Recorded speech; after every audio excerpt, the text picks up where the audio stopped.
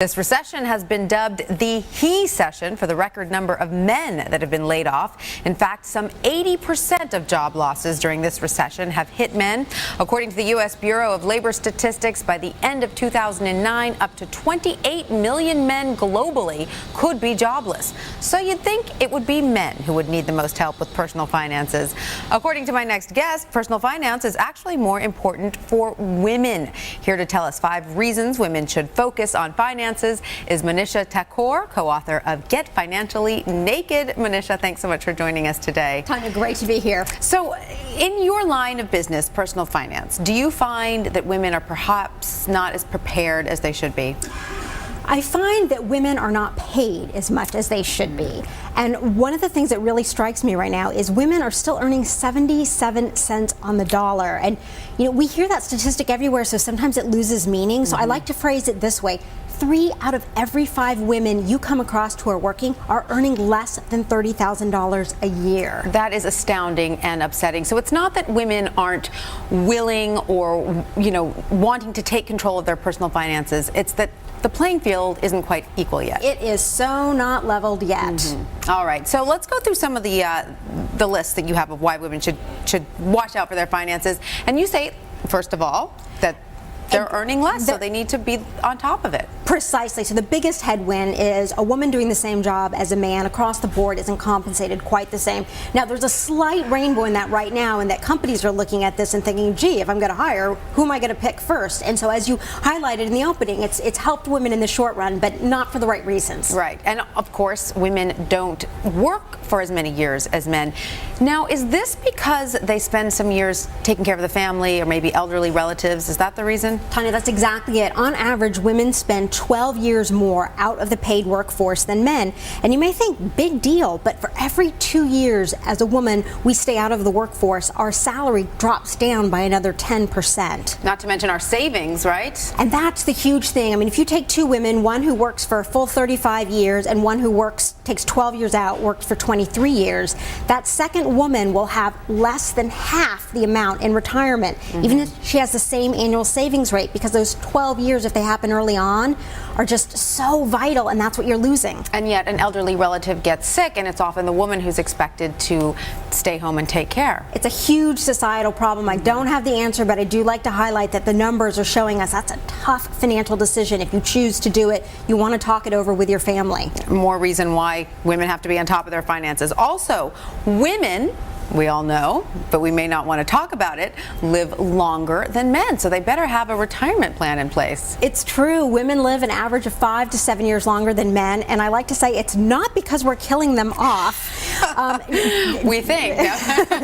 Or so they say. Yeah. And the reason this is so important, and I like to highlight it, is women over 65 are twice as likely to be either divorced, widowed, or never married. And so not only do you have these headwinds of earning less and having been out of the workforce, so saving for less years, but now you're dealing with this financial mess all alone in your golden years. So you definitely need to start planning for that ahead. Early on. Now, do you find, obviously in today's world, all kinds of doors are open to women in all kinds of careers, but do you find that there still is this mindset among some women that my financial plan is a man? Tanya, as a feminist, I hate to say this, but yes, and even amongst the brightest and smartest and toughest of us ladies out there, I do sense this.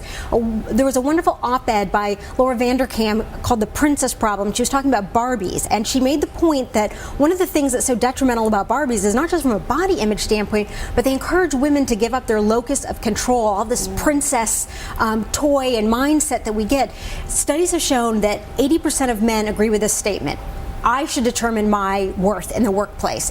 20% of women agree with that statement. We assume somebody else will tell us what we're worth. Really? And so do you think it starts as young as when our daughters play with princesses? The idea is somebody will take care of me. My Prince Charming will come along and everything will be fine. Exactly. Cinderella is not putting the glass slipper on Prince Charming. Right. And that's where it starts. Well, that's something that we've got to fight at the earliest We do, years, and that's right? something proactive all of us can do, men and women, to help the young people of our country. So you don't think, could that be behind some of the reasons that women's pay lag? Perhaps we're not fighting hard enough because we think, well, I'll just be in the workforce another 5 years before Prince Charming comes along.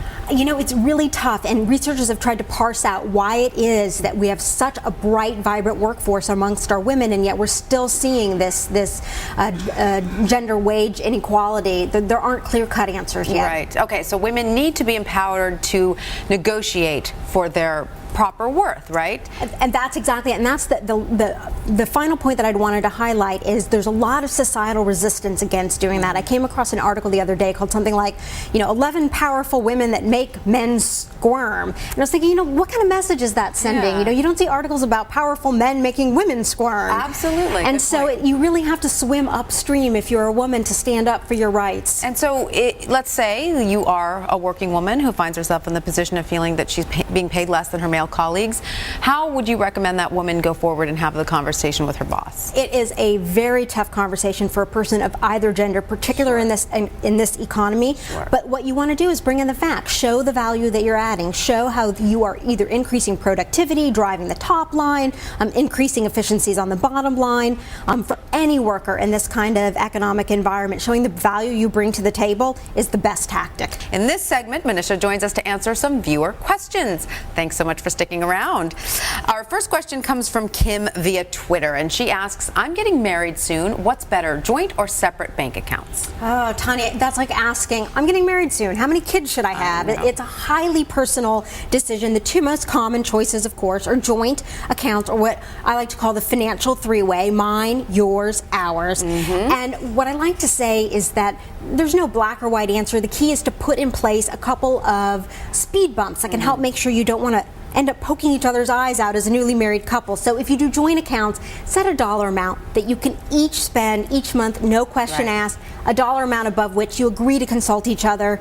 On the financial three-way, you want to make sure you are completely clear with each other what constitutes a joint expense versus a separate expense. I like the three-way, especially if both people are working, because then you feel like you have a little bit of autonomy over your own income as well as a shared pool, which is a nice feeling. Precisely. And even if you have widely differing incomes, what you can do is contribute to the joint portion proportionate to how much you bring into the household income. Absolutely. That's what we personally do, and it works for us. We do too. All right, good. Here's an email question from Chelsea, and she writes in saying, my boyfriend and I are being dragged down by wedding madness. All the presents and travel costs are totally adding up.